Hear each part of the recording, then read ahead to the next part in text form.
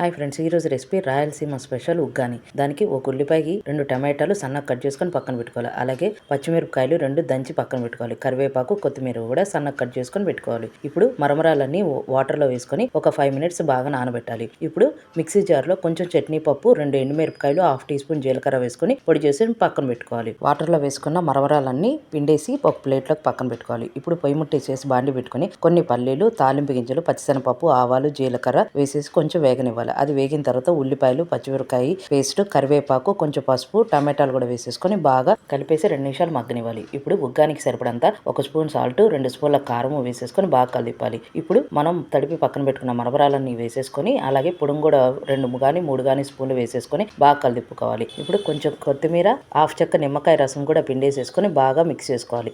ఇప్పుడు మరమరాలంతా పట్టేలాగా బాగా కలిపేసుకుంటే ఎంతో రుచికరమైన టేస్టీ అయిన రాయలసీమ ఉగ్గాని రెడీ.